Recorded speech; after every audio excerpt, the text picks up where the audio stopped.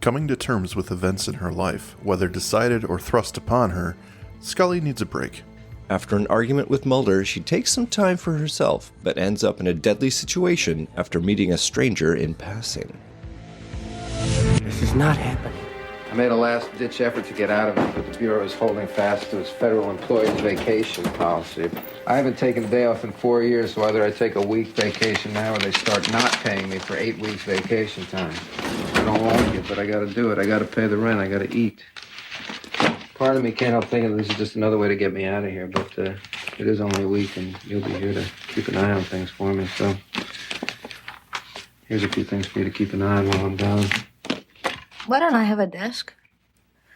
Okay, so we'll have them send down another desk, and there won't be any room to move around here, but we can put them really close together, face to face. Maybe we can play some Battleship. So what is it you want me to keep an eye on? That contact that we met last night at the wall, who had the distinction of being present for first, that being you abandoning me during questioning. In the future, I'll make sure that all those people being interviewed provide you with a multimedia laser show to keep your interest maintained. In any case, his name is Vsevolod Pudovkin. He's a Russian immigrant with a doctorate in astronautical engineering. He and several other contacts worked at a military space center in the Republic of Karelia. They smuggled out reverse-engineered reports of 2 alien craft which crashed and were retrieved from the Sea of Barents. And these reports are for sale? At a high price, yeah. Mm-hmm. I'm not going. What do you mean? Your contact, while interesting in the context of science fiction, was, at least in my memory, recounting a poorly veiled synopsis of an episode of Rocky and Bullwinkle. Eeny, meeny, chilly beanie, the spirits are about to speak. Rocky and Bullwinkle are looking for an obsidian mine. Boris Badenov alters the road signs, which causes them to walk onto a secret military base, where they are picked up by a car with no windows and no door locks, and there are silent explosions from a compound called Hushabum. So you're refusing an assignment based on the adventures of Moose and Squirrel? Refusing an assignment? It makes it sound like you're my superior. Do what you want. Don't go to Philadelphia. But let me remind you that I worked my ass off to get these files reopened.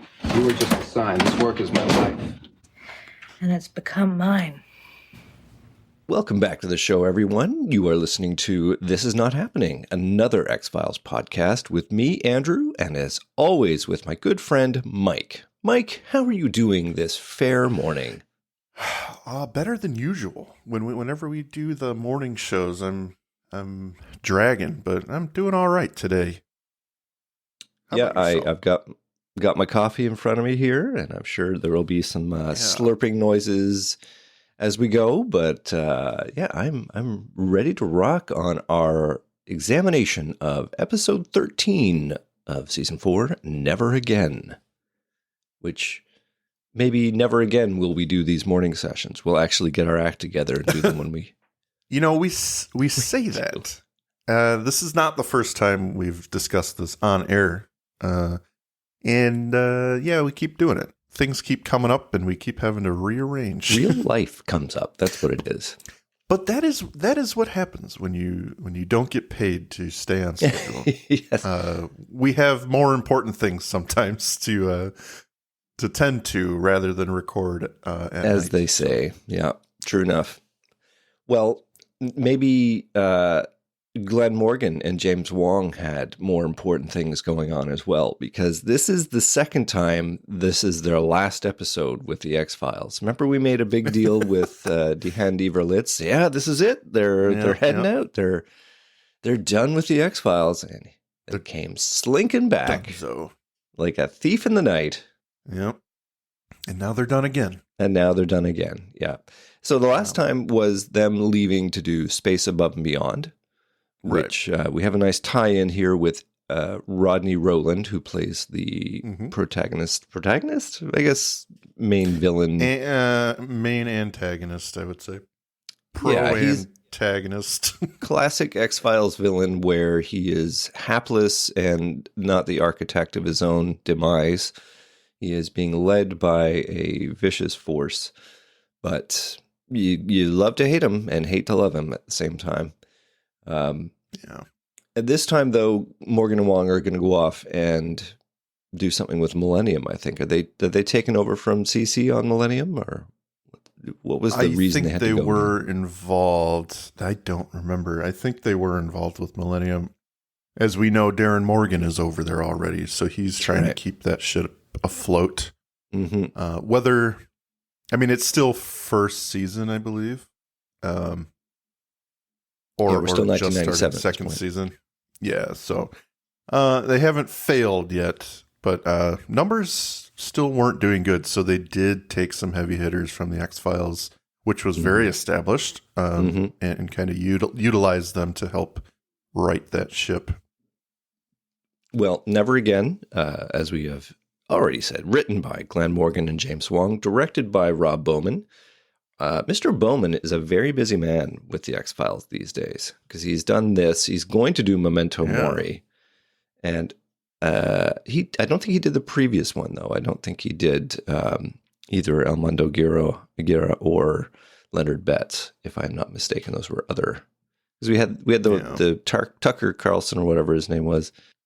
Yeah, that wasn't his name, because that's somebody else. That was not his name. Tucker Gates, doing Leonard Betts. But anyway. Did you just say Tucker Carlson? I did. Ugh. It's early because you didn't immediately get that, which is the best part. Man. Thankfully, he has nothing to do with this show. Yeah. Maybe he criticized it once or twice, but this episode is notable for being the second time the X-Files has a killer tattoo episode. The first one being the Lazarus from season 1. Lazarus. I would say, yeah, but that's just implication of possession, not the tattoo itself. Yes, the tattoo does not speak in that episode, but it's there. It's definitely something that they wanted to come back to. Jodie Foster, the voice of the killer tattoo, which is an interesting tie-in. I gather the casting director for the X-Files is a friend of Miss Foster, so that was a nice coup for the show to get her as the voice. And they do neat things with their voice in this app, but we'll get into that. Just a couple years from her big breakthrough in Silence of the Lambs. Yeah. But yes, great catch for the episode, I think. Definitely. I do want to mention real quick, as fans will know, we've mentioned Burn Notice a couple times on this episode. Rodney Rowland is in an episode of Burn Notice along with one Mark Shepard, who played Cecil Lively in Fire. I'm trying to remember what that episode was. I think it's the bank robbery one where Cecil's in charge and then Rowland is one of his henchmen. Yeah, that but sounds familiar. I thought that was good stuff. Well, it's a small world. Shall we start? Is it time to talk about the episode? Let's do this. Okay. We open in Philadelphia, Pennsylvania. We hear the most southern accent in Pennsylvania declare that case number BD237 is closed. And the camera fades in to see the judge bang her gavel and end the marriage of Edward Jerse and Cindy Savalas. Disappointed Ed signs the document, the decree of dissolution, while an obviously happy Cindy thanks her lawyer.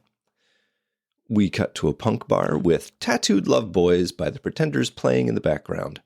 At the bar, Ed smokes and nurses his loss with an epic amount of alcohol.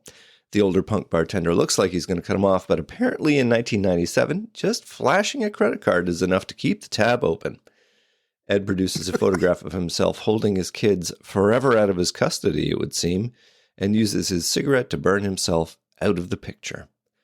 We cut to the exterior of a tattoo parlor. It's raining. The red neon sign and deathly graphics attract Ed's attention. Ed is soaked, yet he becomes captivated by the graphic of a woman winking enticingly towards him. Lightning flashes, reminding us just what a bad idea this is. Later, Ed finally returns home to his shabby apartment, stripping away his wet clothes to reveal his new tattoo of the woman's face. Soon, Ed is not feeling well. He sinks to his knees and flops to the floor.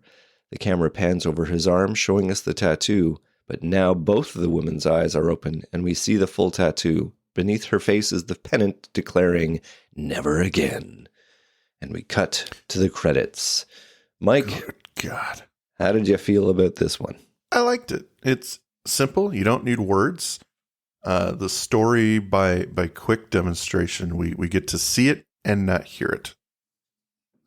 So a good use of show don't tell, and it's simple enough. Everyone gets it. So Yep. the biggest flaw I have with it is the makeup. As a tattoo connoisseur, Ooh. they need to do better. Wow. Well, they had a challenge, obviously, because they keep needing to swap the winking faced tattoo with the open face tattoo. So, Right. hard I'm to just do. giving them shit. Yeah, I'm hard just to do. giving them shit. Oh, so you really think it's awesome? That's what you're saying. I love the episode. I think it's good. I think the tattoo stuff, it's just a bugaboo for me. Oh, in yeah. TV and movies anyway. You know, it's like they just got it and it looks like it's slapped on because it was. But Yep. I need a little more authenticity. My I need them to tattoos actually get tattoos. Although I gather, actually get tattooed. I gather that Gillian Anderson volunteered to get the tattoo in real life, but it was not practical for the show. Well, I had my doubts that in 1997 you'd go to court to settle a divorce like this, but apparently, unless it was a no-fault, uncontested divorce, you would indeed go to court to get it settled. Well, especially if there are kids involved. I would imagine there's some issue there where if they don't agree on custody, then court's got to be like, the woman in charge. Yes. I don't think it doesn't go into great detail as to what Ed's problems are that brought them to this point, but he definitely has some because the court looks like it very handily ruled in Cindy's favor. She's happy, like she got everything she wanted. Thank God. Thank you, Jesus. Get this jerk Ed out of my life. But Mike, there were indeed regulations in 1997 that make it illegal to put a tattoo on someone if they were obviously intoxicated. So this is not a quality tattoo artist that he is. I don't think this guy cares. Let me give you my homemade red. That's my best part. Exactly. Considering where he gets his materials, I think that's implication that he doesn't really give a shit. Yeah. Wow, he will only take the money. $15 for a tattoo. That's a real bargain. I only use this needle once. Don't worry about it. Right. I clean it very well. Well, Bleach. after the credits, we find ourselves in the Vietnam Veterans Memorial, Constitution Gardens in Washington, D.C. Mulder is speaking with someone about some kind of conspiracy theory, but we have a camera only on Scully. For a long time, we're watching her completely disinterested expression as she tires of the conversation and goes to examine the memorial wall instead. At the base of the wall, she sees someone's note to a fallen soldier and the dried remains of a rose. She takes one of the petals. We cut back to Ed Jurse at his job selling stocks by phone. His call is not going well when he hears a woman's voice call him a loser and then laugh at him. He's looking around. He can't identify where the voice is. He paces around until he finds the first woman who fits the bill. He dares her to say it to his face, producing blank stares of bewilderment. The voice in its head tells him to trash her desk, which he does. His boss comes in and tells him to go home. They'll settle this later. Ed looks shocked and amazed.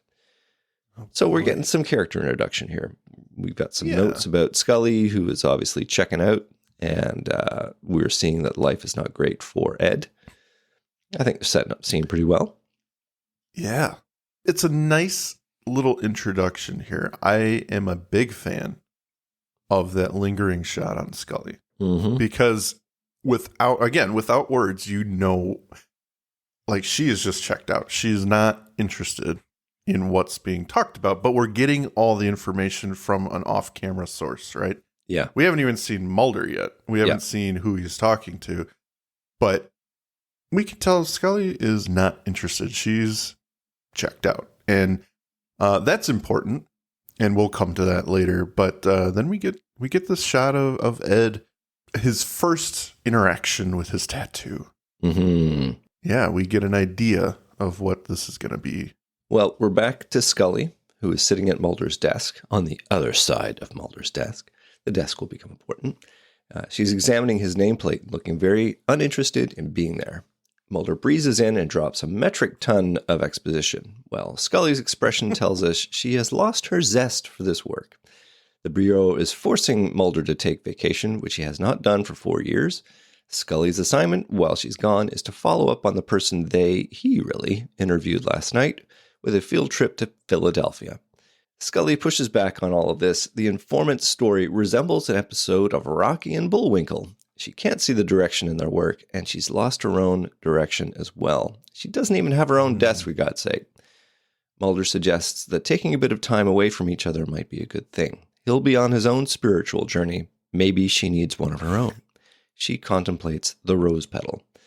So this is one of those episodes. This is going to be an all Scully episode, which is cool. I don't know if we've really had one of those yet, because the next one we're going to have is Chinga in season 5. And we've had an all Mulder episode in 3. But I'm wondering if there was anything going on in David Duchovny's life at this point where he needed to take some time out and it wasn't available for as much filming. I'm trying to think if he was in a film or something. I don't recall, but usually when they abandon one character, there is something going on, like reshoots for the movie or another movie. I know Jillian was gone shooting a movie, I think, in the end of this season, I think. Oh, yeah? And then, because there's an episode with Zero Sum with Skinner and Mulder only. I think Jillian was off shooting a movie. But yeah. So he will not be with us in this episode as much as we would like, perhaps. But it gives Jillian another chance to flex. And God, I mean, you think of the X-Files, you think of Mulder and Scully, but they can both hold their own pretty well. So having a Scully-centric episode is always an adventure, and she handles it so well. Yeah. So what I like about this scene here is a theme throughout this episode is the uncomfortable nature of it. And I'll get into that in my final thoughts. But this scene is very uncomfortable for the X-Files fan, I think. Your agents are arguing, and normally, it's about a theory or about one of Mulder's actions, that may have put them in danger. This is about life and about Scully's direction.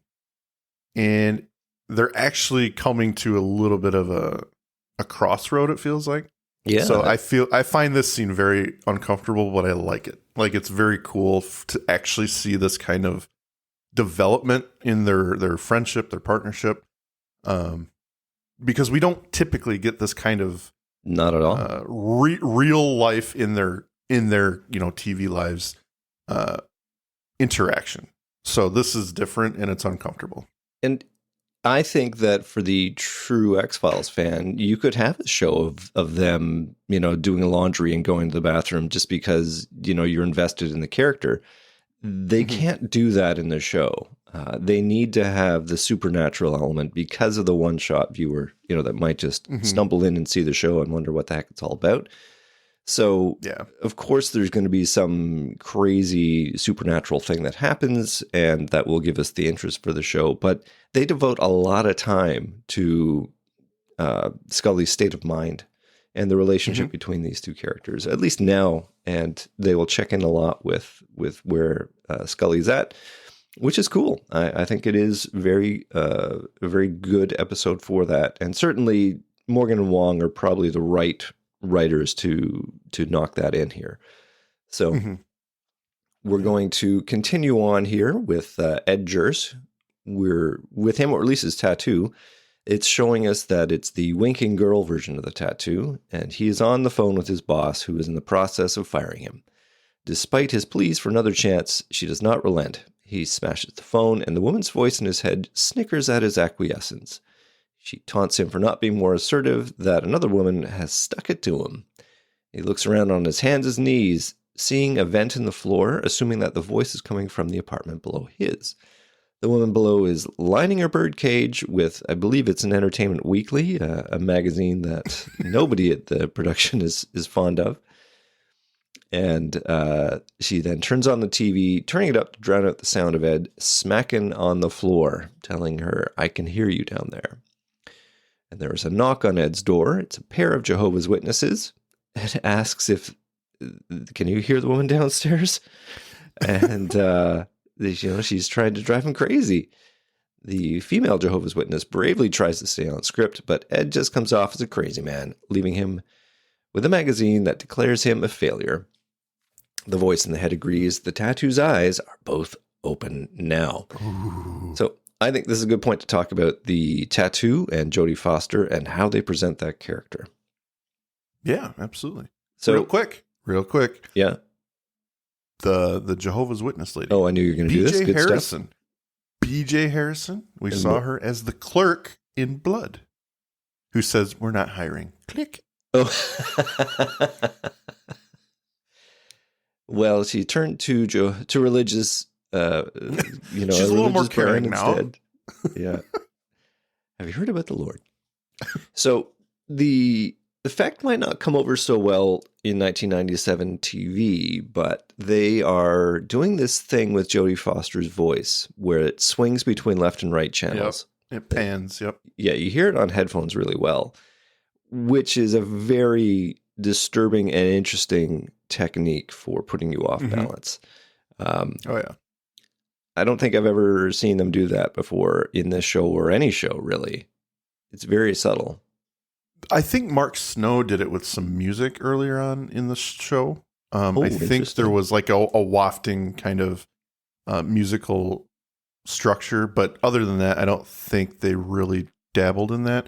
But it is a great technique to, how do I want to say this? Orally Mm-hmm. imply nutso, imply Yeah, dissonance. craziness. Like, yeah.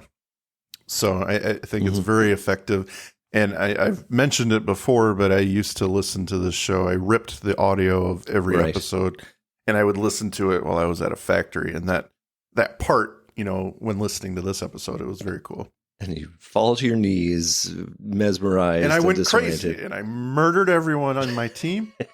Yeah. And what do you think of the tattoo's eyes opening and closing? It's interesting because, like, for your reference, Yep. like Lazarus. Lazarus, that episode utilized it to show us that for some reason, that tattoo needed to be there to imply that this guy was possessed. Yeah. Didn't need to happen at all. So the moving tattoo was kind of stupid to me in that episode. This, I think it's more of, it's not actually changing. It's just showing us that it's activated or something. Not that we need it, but I guess that's, sometimes they want to be heavy-handed about stuff. I shouldn't say sometimes. They're always heavy-handed about shit. Sometimes they are. In this case, it's definitely... This is too much, I think. I don't think we need it, but it doesn't take away from the episode necessarily. It's just like, they're usually just quick cuts, like the camera will pass by his arm and you'll catch a glimpse of it. You're not really focused on it. Mm-hmm. If you're not paying attention, you might not even notice it sometimes. So I'm willing to forgive it in that. So you take it one of two ways. You take it either this is actually happening and the tattoo is literally changing in real life. I prefer to think of it as an extension of Ed's hallucination, that, he glances down and sees that the eye is open versus closed, and thus we as the audience see it. That's how I choose to believe it. I don't think it's and that's actually happening in real believable. life. No, I don't think it's really happening. I just think it's their way to show us, aside from the disembodied voices that we're hearing. Now we know. Now we know what's happening. Yeah, and we know when that eye opens, nothing good is going to happen. This is the camera passing over all the pipes in Mulder's basement. That's showing right. us the tampered pipe. Oh, that's what's happening. Topically, that nothing good is about to happen now, as Ed has gone downstairs and crashed through the door of his neighbor Michelle, and he proceeds to kill her to the tune of "Doesn't Somebody Want to Be Wanted" by the Partridge Family. This is a tour de force that probably took a lot of time to craft, much more than it feels like in the actual moment. What we see here is a very complex scene, handled extremely well. It has the look of a single take that lasts over 2 minutes. And it could very well be a single take shot. I looked at it a couple of times, and there are some moments where I think they could have plopped in some very subtle edits. But what we see here is Ed smashing into the lower apartment, and it's a take that goes all the way to the moment after he puts Michelle's body into the furnace. It's got to be meticulously planned out so that you hear the violence but don't see it. The actual murder is done behind a closed door, and the camera is panning across the basement while Ed feeds Michelle's body into the furnace. So, I mean, bravo. It is a really evocative scene of implied violence. And I think your brain fills in all the blank spots for where things are happening.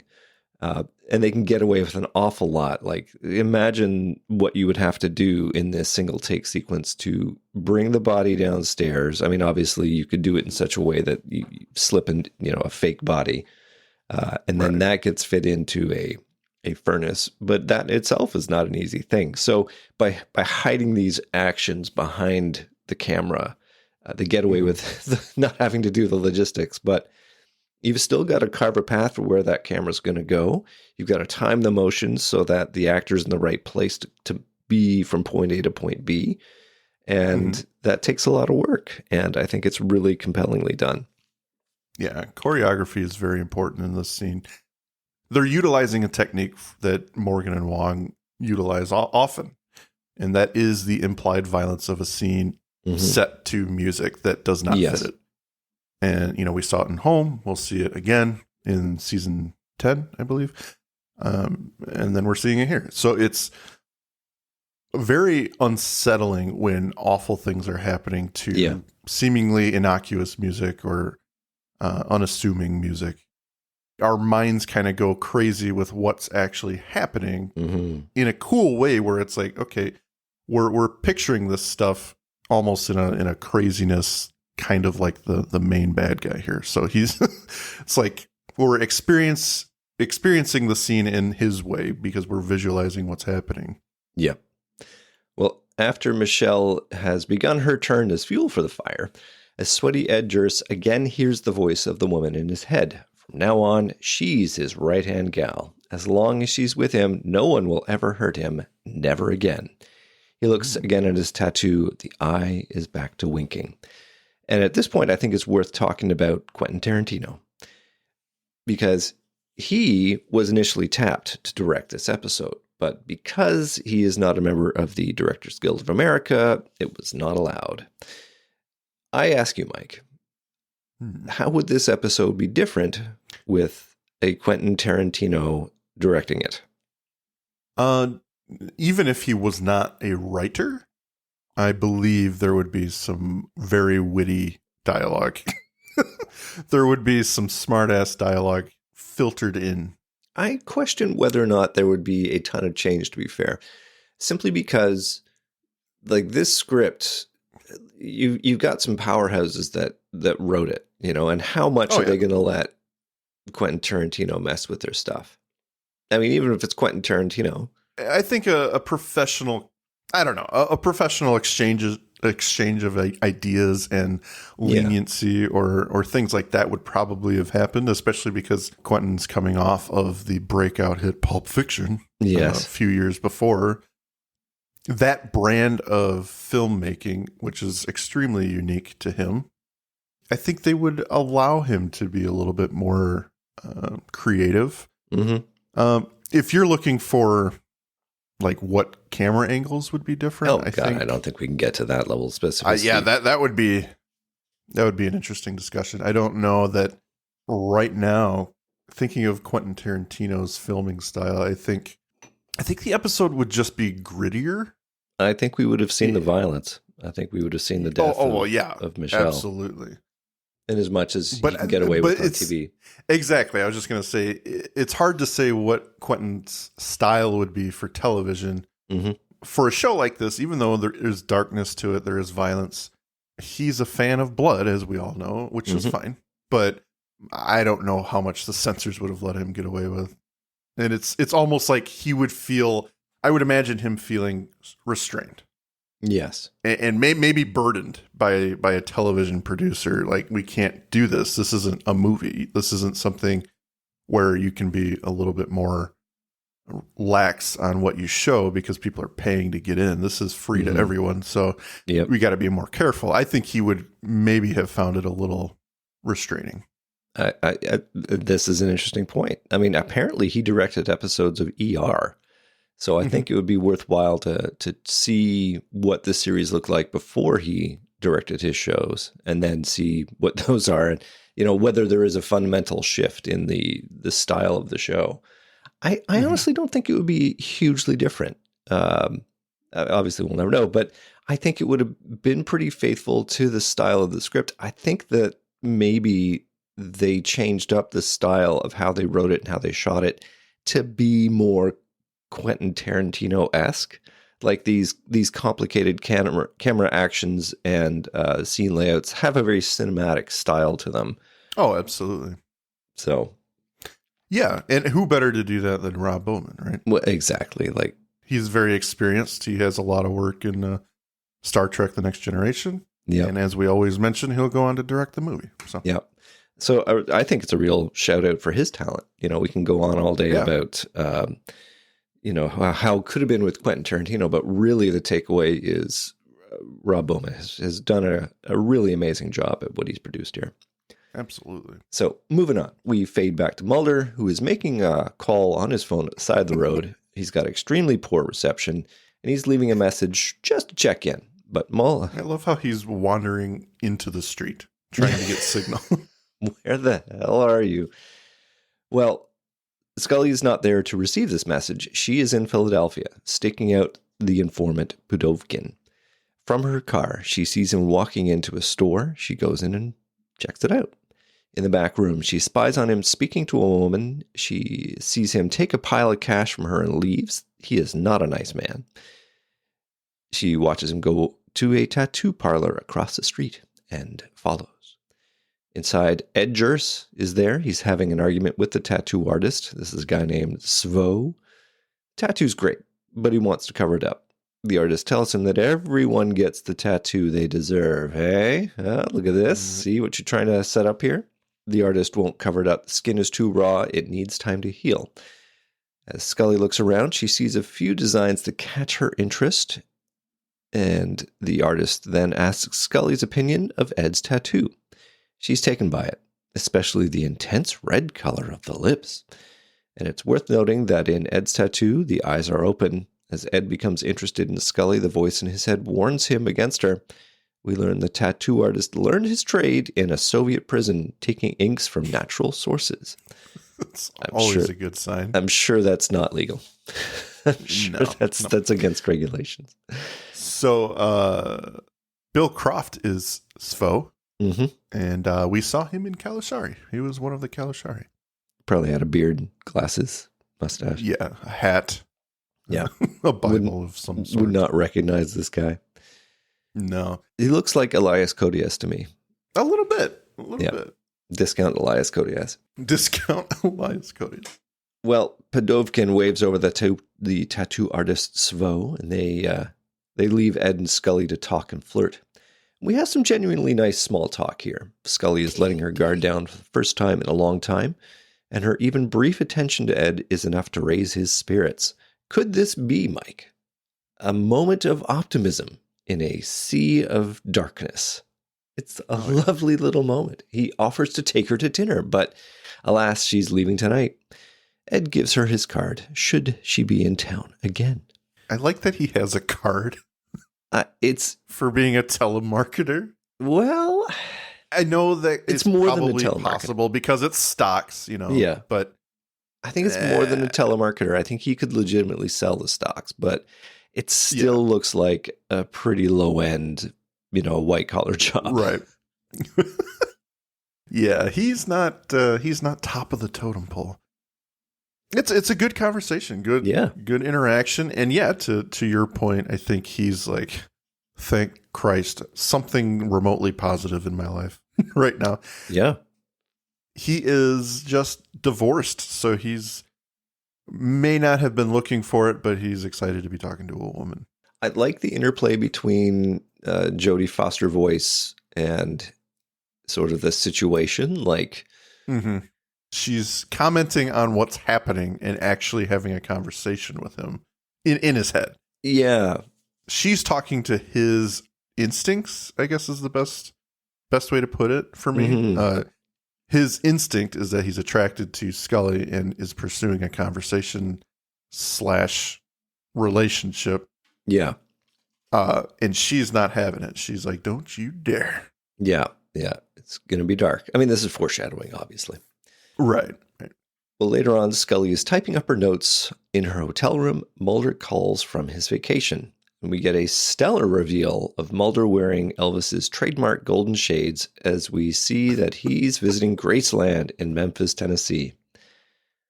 Props to the episode for most unlikely Mulder vacation. But as we always have known, Mulder is an abiding Elvis fan.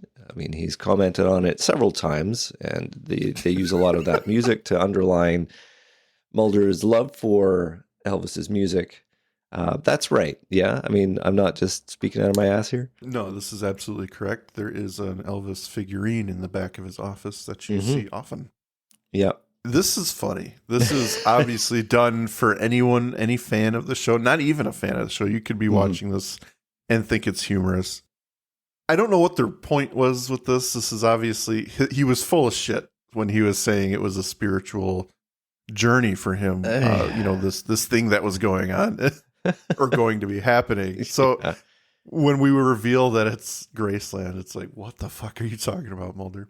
They are, it's a bait and switch, and they do this all the time, right? Like they prop it up as this, he's going to an ashram or something. He's going to retreat. He's going to have a spiritual moment. And no, in fact, it's this Elvis thing. So it's like, where is the most un-Mulder-like place to go for a vacation? Graceland? Sure.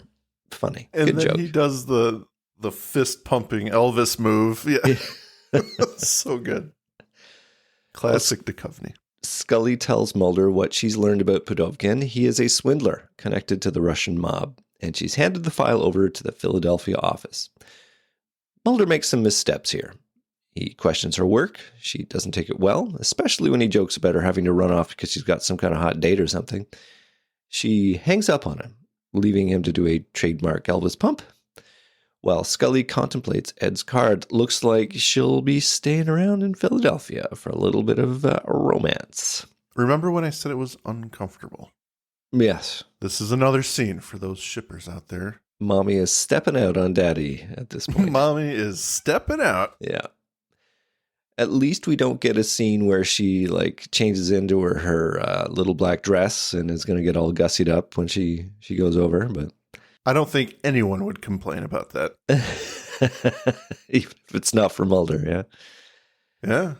Some things you can just forgive. He is smoking in the darkness in his apartment. He is down. He's feeling bad. But the voice in his head soothes him, reassures him that red-headed bitch would have just let him down. Well, the red-headed bitch calls, explaining that her flight was canceled and maybe she could have dinner after all.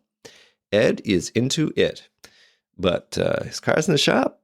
They'll have to meet there. She says, well, I'll just come by and pick you up. After they hang up, the voice allows Ed to treat himself, but reminds him that beauty is skin deep and that she goes all the way down to the bone. Ed decides to put his cigarette out on the tattoo, burning himself as we fade to black, going to commercial. Well, that was a heck of a scene. Mike? Yeah, Scully's really stepping in it. As a tattoo connoisseur, have you ever disliked a tattoo enough to burn it with cigarette? No, but then again, my tattoos don't talk to me. So that you'll admit to, eh? I can, yeah. When they do, I'll let you know if I feel like cutting it off or taking a potato peeler to it. Mm-hmm. Worth it. Yeah, I'm not going to have that talking tattoo anymore. Well, Scully arrives at Ed's apartment, and she sees that the Jehovah's Witnesses are knocking on Michelle's door, but they are not getting an answer. That's a bit curious. Scully knocks on Ed's door. She is early, and he's putting on a tie. Scully confides that she doesn't go out very much. She makes a quip about going to see Glengarry Glen Ross, and the characters had more fun than she did. So, wow, she's having pretty poor dates. Yeah, well, the last date we saw her on was season 1. Yes. And what a quality date that was. Rob, she didn't even finish dinner with him. Yeah, she's willing to be called away from that one. She's got awful taste. I'm just going to put that out. The men she gives chances to are pretty terrible. Is that a statement on dating in the 90s, though? It might be. I think it might be. Although, tattoo aside, is Ed Juris a catch? I think what the episode... He's good looking. He's good looking. I think what the episode is trying to do is show us that this is kind of right person for the right time, but not a long time. Mm-hmm. Like he's going through some stuff similar to what Scully is going through. And, I think they in this moment find themselves. They we'll intersect get into that more. Because of their mopiness. Their mopiness has reached epic levels, yeah. Well, she notices that Ed's arm is bleeding. She tells him she's a doctor, but he goes to deal with it himself. She then notices the photos of his kids with the cigarette burn where his face used to be. Good sign. Another good sign. Good sign, yeah. It's just an accident, really, yeah. Ed comes back in, interrupting her moment with his photograph. He is taken aback, but Scully smoothly saves the moment by suggesting that instead of going to a fine restaurant, maybe he should just take her to this crummy bar that he told her about. We don't need no fancy meal. Low-class drinks are where we are both at right now. So he does. We cut to the bar. In the booth, they share a drink and some more small talk. So what makes this place a good place to go when you're feeling down? It's kind of... Everyone here looks like their problems are worse than mine. Makes me feel good about myself. Yeah, but you can't tell what's going on in somebody's head just by looking at them. I mean, they're probably thinking that we're the ones that are screwed up. Are we? Who knows? I mean, sometimes I've always gone around in this circle. It usually starts when an authoritative or controlling figure comes into my life. And part of me likes it, needs it, wants the approval. But then at a certain point, along the way, I just, Okay. My father was a Navy captain. I worship the sea that he sailed on. And when I was 13 or so, I went through this thing where I would sneak out of my parents' house and smoke my mother's cigarettes. And I did it because I knew that if he found out, he would kill me. And then along the way, there are other fathers. Sounds a little like your time has come around again. I want things more like a straight line. And I don't ever want to go backward. That's why I got the tattoo I deserve. Mark the moment. She's reeling a little bit, right? Yeah. Yeah. You can see it on her face and hear it in her voice. She's not looking for the quote unquote traditional good time. She's like, take me to this crummy bar. I'm not in the mood to feel romanced. Fancy. Yeah, romance. Take me somewhere real. And yeah.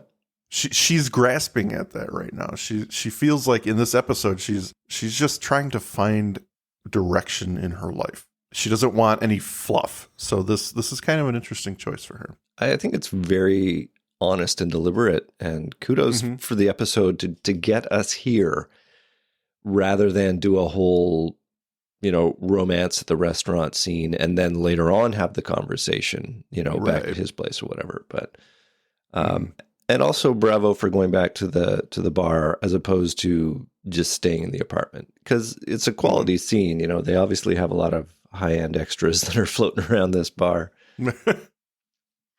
Well, we're done with the bar. We're going to go to the tattoo parlor. Scully is getting her own tattoo now. Maybe she's had enough drinks for it. It's worth pointing out the music in this scene, and it is unlike anything Mark Snow's ever done before. Yeah.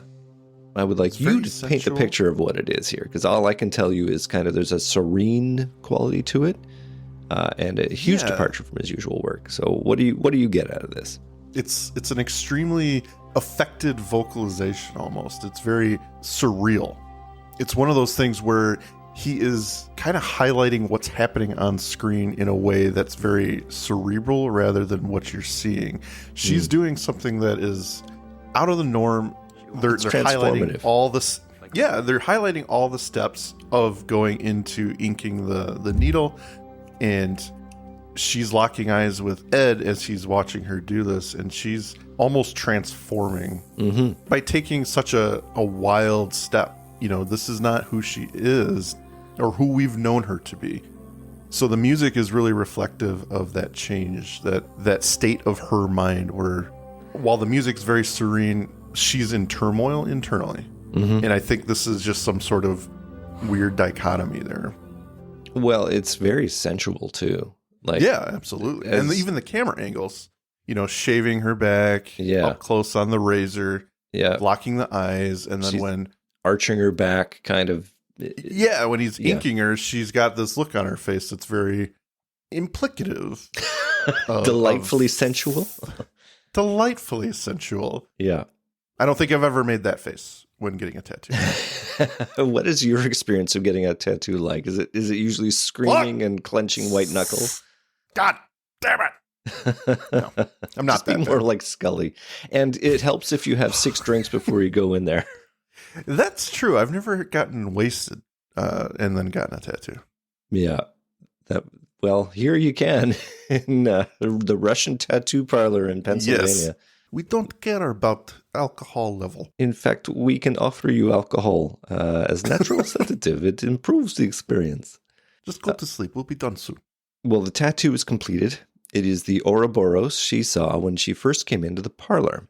And if you're not familiar with the Ouroboros, this is a circular symbol that depicts a snake or sometimes a dragon devouring its own tail. And it is generally used to represent the eternal cycle of destruction and rebirth. So is this them saying that Scully is being reborn here, or that this is somehow indicating she is going through a cycle and coming out the other side through this?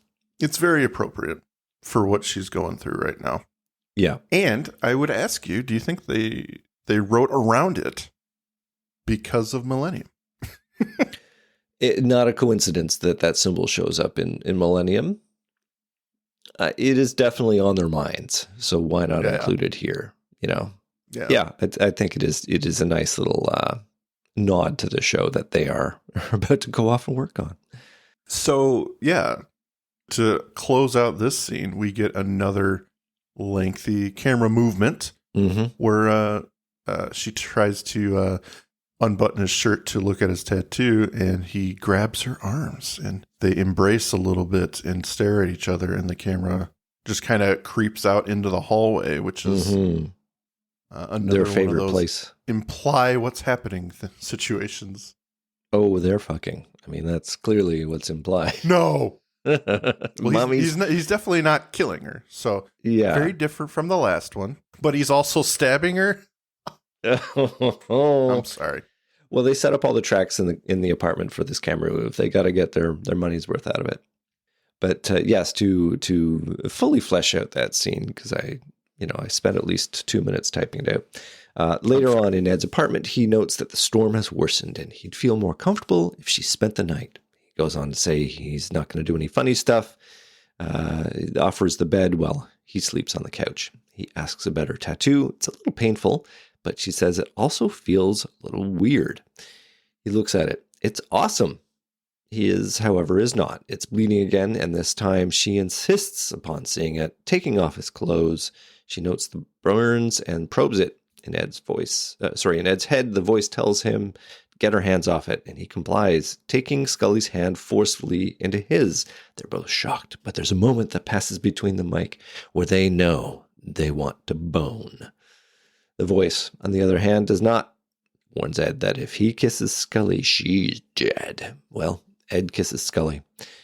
The camera pans away and tracks out of the apartment, fading to black. Uncomfortable. Yeah. Mommy is getting some action.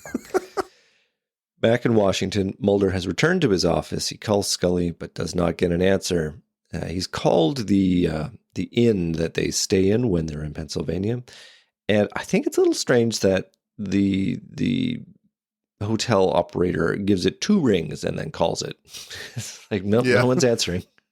Listen, we give 2 rings to the room, but if nobody answers after that, sir, it's rude. So he sees the faded rose petal on his desk. Now, Mike, what the hell is with the faded rose petal? We keep on coming back to this thing, and it doesn't work. I have no idea. Yeah. It's just, I have no idea. Other than technically, Scully desecrated a gravesite. No. Well, topical. We cut back to Ed's apartment as he sleeps fitfully on the couch. Is he alone? Has he killed Scully? No, I think not, because he writes a note as the scene fades to Scully waking up on the bed. Knock at the door. She answers wearing Ed's shirt. Classic move. Classic, I just got fucked move. Yeah.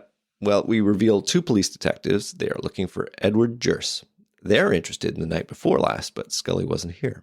She identifies herself as FBI, and they tell her about the missing Michelle, that they have found some blood in her apartment, not hers, with some abnormalities. She jots down this info, and they give her their card and leave. Scully finds the note. Card. What's that? Nicer card, I'm sure. Oh, yeah, it's classy. And they actually work for the place that the card belongs to. Yeah. Well, Scully finds the note that Ed left for her.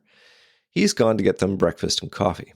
Scully uses Ed's laptop to connect to the FBI, looking up the chemical in the blood. It's ergot, which can produce hallucinations.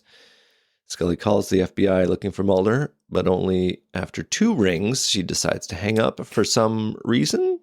Just as Mulder answers, question, why? Do you have a moment here? Does this make sense? I've always viewed it as she's got that twinge of I need to call Mulder for assistance. And then she, in keeping with the rest of the episode, she is trying to gain control of her life. And I think she's just like, you know what? I'm going to handle this. I think that's just kind of where I went with it. Not that it really means anything, but that it's like, you know what? I'm just this. I did this reactively, instinctively. I need to not do that. That's kind of where I took it. And I think you're right. I wish they made more of a deal about it because it doesn't feel that way. It feels almost like accidental, almost, that she hangs up. I mean, it needs to happen to provoke the violence later. Like he's going to hallucinate and he's going to redial and he's going to get FBI. And there's that whole thing which is going to link the scene. So she has to make this call, but it feels like a parachute bailout, when she decides to hang up. Yeah.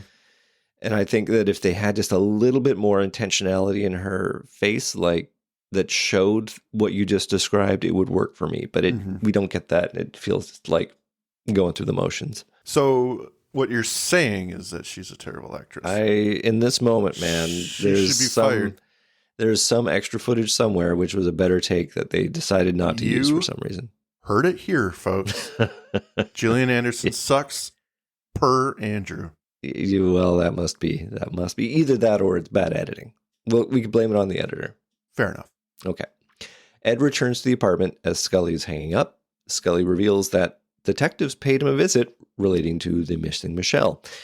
There is blood in the apartment, which is probably Ed's. He comes up with the fairly convincing story that he cut himself helping her move in.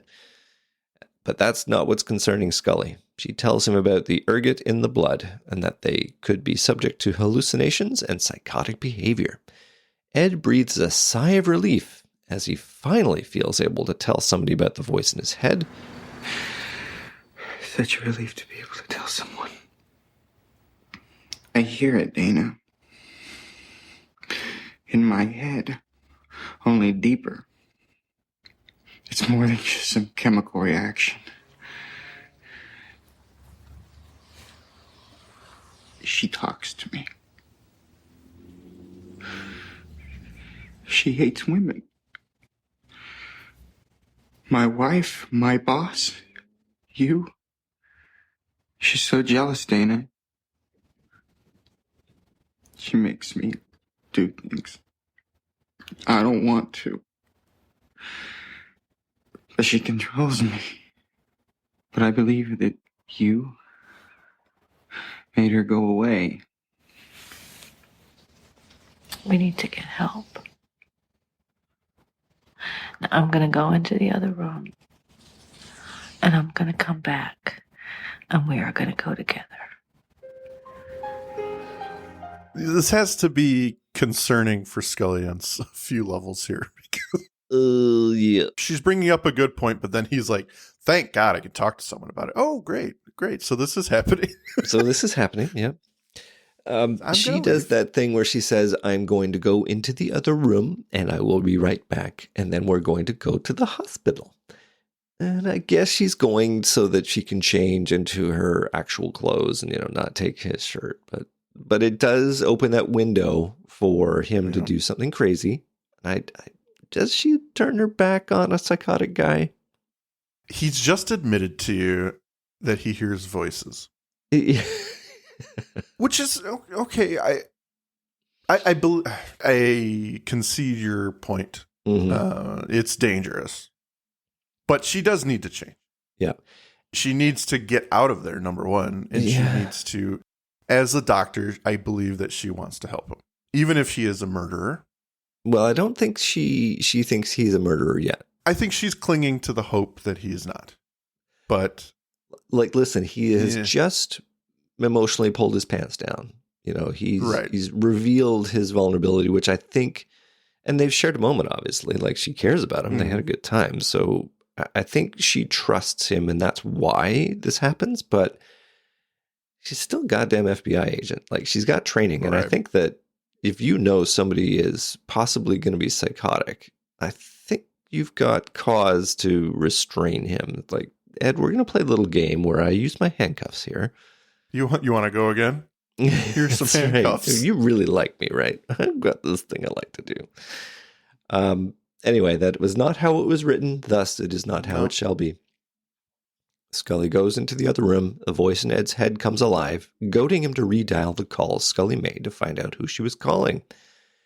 Ed does so and figures out that she called the FBI, going even further to ask for Dana Scully, and gets that confirmation that she's FBI. And that the episode's been a little cagey about trying to show us that there's a slip up here, that her badge is there and it falls out and she picks it up, but Ed doesn't see, and trying to give us some tension of like, will Ed see that she's FBI and then freak out because she's FBI?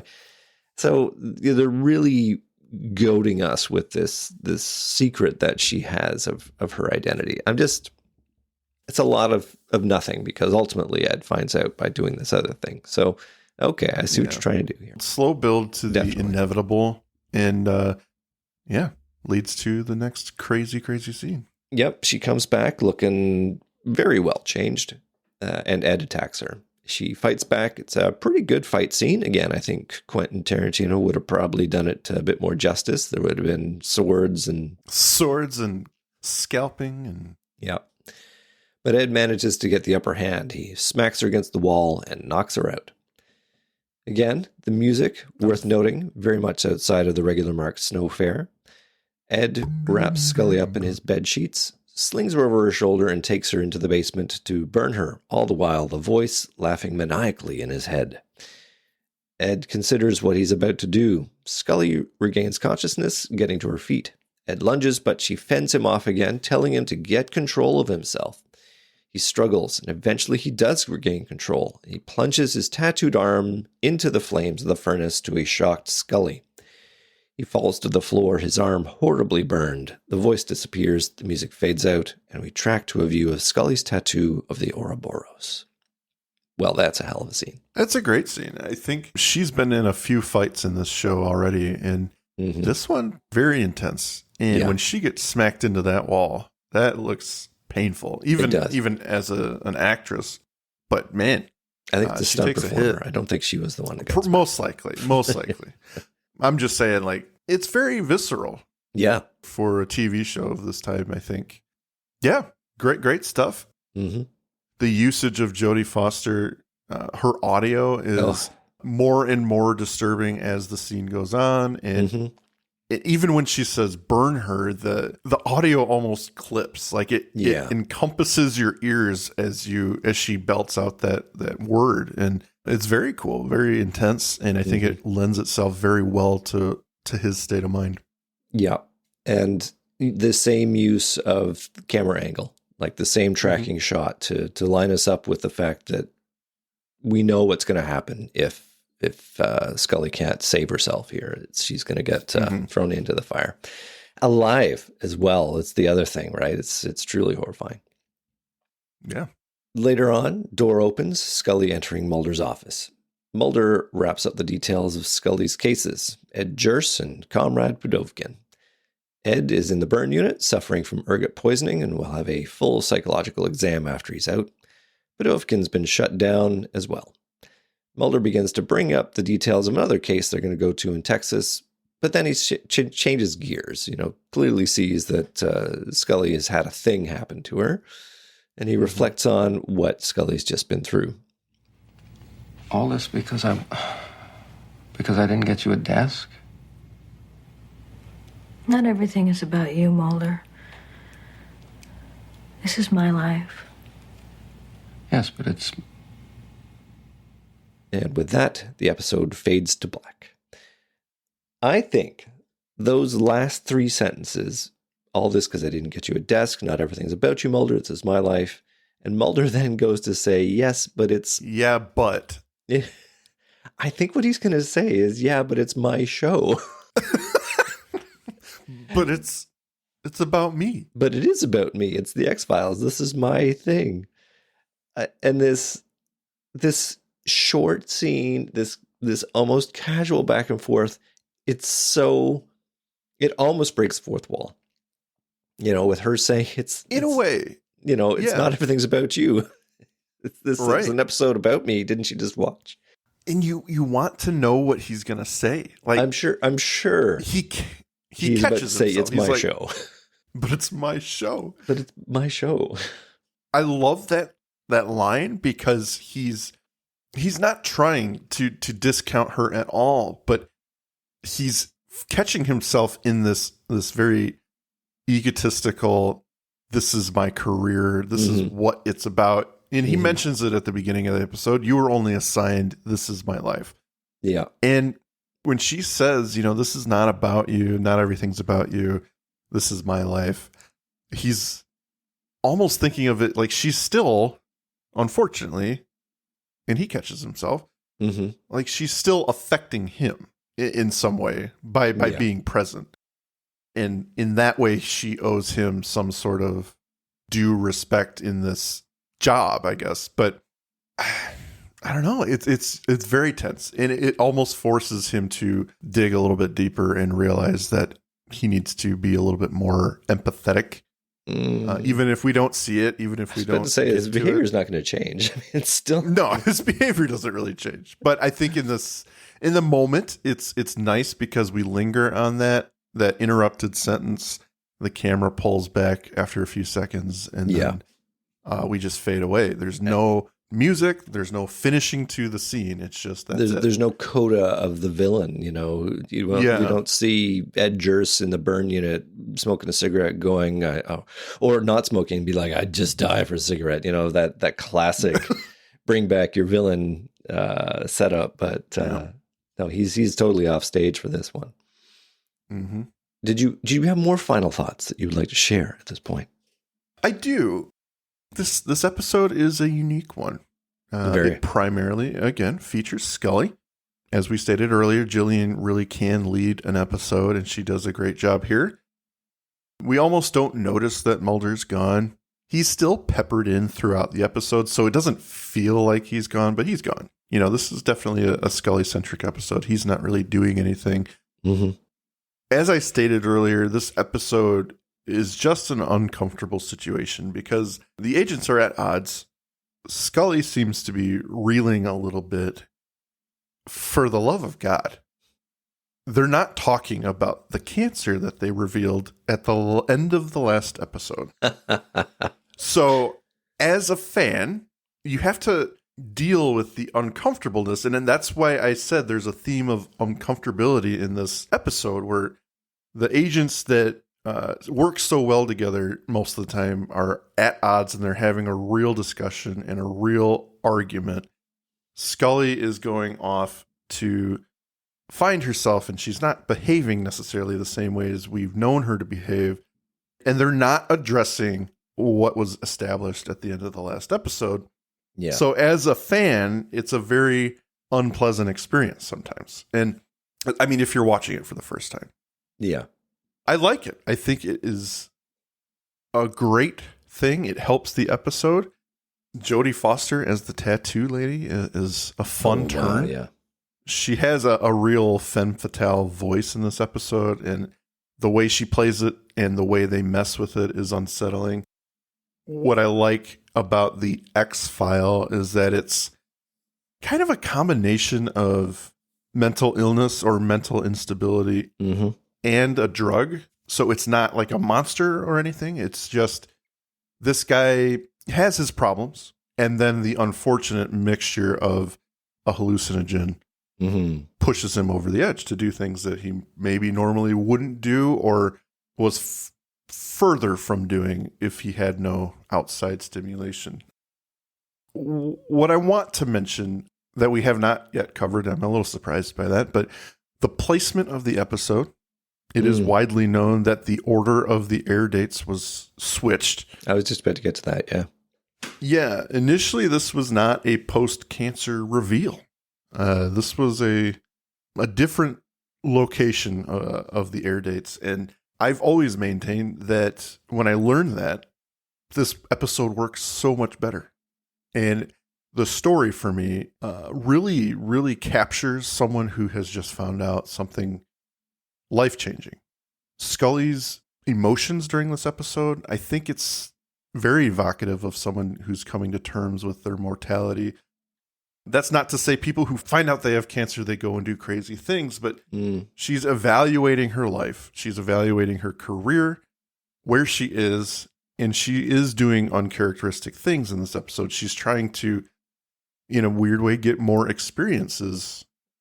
Going on a date with a complete stranger, getting a tattoo, having a one-night stand. She's trying to feel something and get some direction, but all this stuff is kind of on the periphery of her knowing that she's got cancer. She just learned it. And while that's not what they were thinking when they wrote the episode and shot it, I think it works very well. Well, I would... So first of all, the episode switch, was it like the Super Bowl or something? They missed a week. Yeah. So they wanted to come back with something more obviously Monster of the Week. So Leonard Betts worked well in that regard. So originally it would have been Never Again, and then Leonard Betts, and then Memento Mori was the structure they had in mind. Yeah.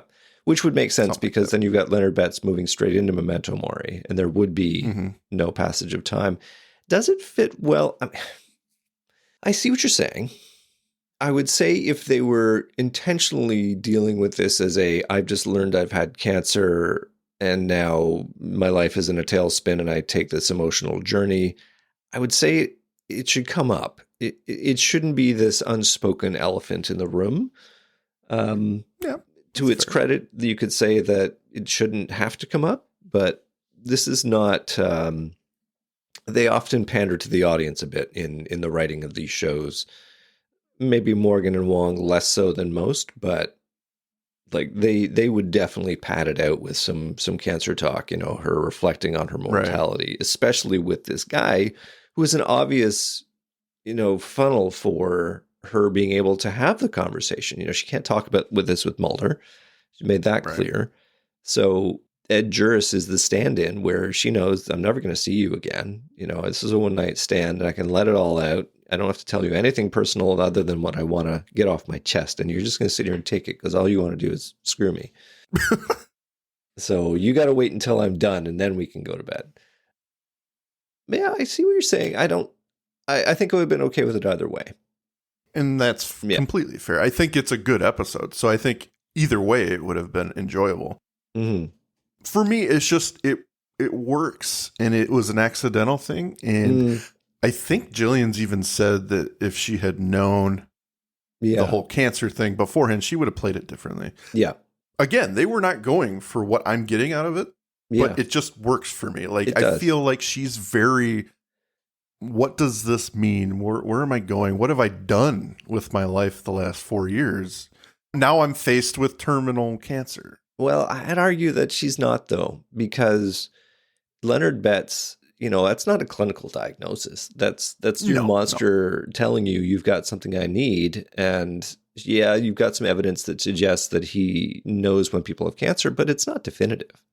And she's probably gone out for tests, and the tests haven't come back yet. So there could be that state of maybe I do have cancer, and I'm going to go and, it's on the periphery of my life right now. But I do not need to have the cancer thing in the background for this episode. I think it works quite well without it, actually, as the specter of cancer. Like, that's almost a worse state to be in is, I've got some evidence which suggests it might be. And the not knowing is perhaps even worse than the actually knowing. I mean, it has been critical. People have criticized Scully going outside of her character in this episode. And I think this is those the are classic. People who are likely shippers. Yeah. I'd say if characters never got a chance to evolve, it would be boring. It would be static. And I think this show is strong because they give the characters opportunities to act outside of the stereotypes that they are generating for themselves. And she grows in a meaningful way. I mean, this whole Ouroboros tattoo. I mean, if the episode's great, let me go on the record to say I really like it. I don't think it's one of Morgan and Wong's best. I think it's really good, but it goes in some weird directions I'm not entirely on board with. If there's one thing I would highly criticize, it'd be that she's got the tattoo. She has way more red ink in her tattoo than Ed Jurst had on his. But she's also more mentally sound. You can make that argument. You could also make the argument that she's not. She's got the paranoia of maybe I've got cancer in the back of my head. Oh, well. She just had a huge encounter with Leonard Betts. Like, he's gonna rip her liver out. That can't be good for your psyche. But I mean, the show is still serial. It's not intended to be taken as a continuing story because that's not how they did it in '97. But looking at it through the modern lens, she's been through 4 seasons of crap. Obviously she's gonna have a lot of stuff going on in her head. The point I've got is that there's no effect on her of this ergot, not at all. And they don't write in any room for that to happen. She is clearly the sane one in this situation. All that we get is she says it feels a little weird. So if I'm going to be critical, that's the only thing there. I don't know if it would have made the show any better for her to freak out as well, to have her own Jodie Foster voice, whatever it's going to be. But it's Anthony Hopkins.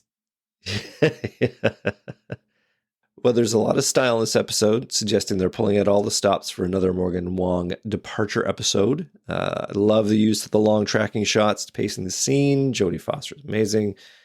It's a hell of a show.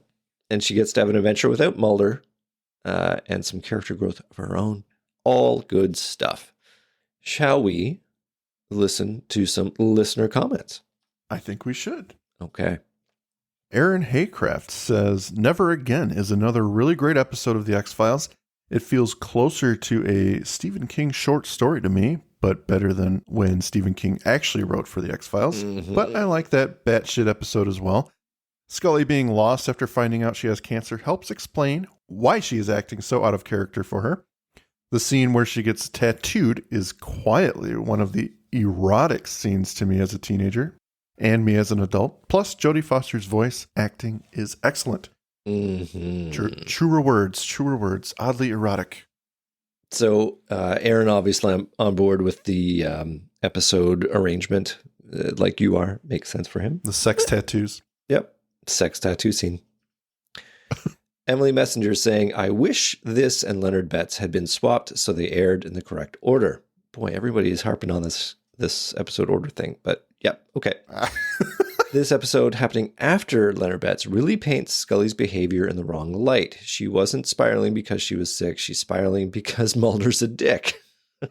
Fair. Yeah. That's fair. Yeah. The final scene with the camera panning out in complete silence is one of my favorite X-Files moments of all time. Yeah. Amazing. And she definitely fucked Jurst. This has been a debate in the fandom for decades, and in my mind, there was never any doubt. I've always been firmly in this camp, and Glenn Morgan just recently confirmed it in an interview with XFD podcast. Well, there you go. I don't think there's any doubt. Did you have any doubt? I had no doubt. I mean, it's so obvious. Why? The point of questioning it is just someone, again, trying to do mental gymnastics. Mm-hmm. I'm a shipper. I can't take it. She's fucking someone else. Yeah. That's the only reason you would question that. And to paint Ed Jurst as the gentleman that he wanted to be, I'm not going to try anything, whatever. I guess. But you say things, right? No, absolutely. Aaron Haycraft actually responds to Emily and says, I sort of like that the episode order was swapped. I know it's just me applying meaning where there may not be any, but Scully going from finding out about her cancer and then having a mini existential crisis where she gets tattooed and has a one-night stand, but then realizing right away, well, that was a bad idea, actually works for me. Everyone gets to make some bad decision in their life. Let Scully have hers. Amen. Fair. Not a perfect character. Thank you for the comments, everyone. Yeah, those are great. Mostly because they agreed with what we said. So yeah. If you have any differing thoughts, we will read them, but we will not be happy about it. That's the kind of show we run here. We will tell you how wrong you are. Yeah, I would like people to put differing opinions so we can take them apart. Absolutely. Absolutely. I think it's completely fair, Emily saying that she doesn't like it. I can totally understand that because you can get different meanings from how Scully's acting. Well, again, modern lens. You're not in the moment in 1997. I don't think you were intended to take these in sequence the way we can today. Stream them back to back. Well, yeah. They'd be separated by a week, and you'd let it settle in and forget, and realize that time has passed, and they're almost intended to be taken as one-offs in each, except for the mythology arc. But I like that it's a little character beat for them, that they actually get to have something. But that is enough for this episode. We have gone on for a good long time on this one. Mike, let's wrap it up. Never again shall we look at Never Again. I shall give you the final word. Ladies and gentlemen, do not, no matter how good it might seem, get tattooed by a crazy Russian dude. He learned how to do it in prison, so let's stay away from that, okay? You guys have a great night, day, morning, whatever, and we will see you next week. Thank you for listening to today's episode. If you liked what you heard, please rate and review on your podcast app of choice. Andrew and I would be eternally grateful to you fine people for helping us expand and get the word out. Also, we've got a killer group on Facebook. Feel free to join in on the discussion at facebook.com/groups/thisisnothappeningpod and become an official member of the syndicate. We do polls and we have questions for every episode to give you guys the opportunity to chime in and possibly let your voice be heard on our recordings. And please join us on our new Twitter at tinhxfilespod, no dash, to stay up to date on everything, moment to moment. Thank you, and remember, don't stop swimming.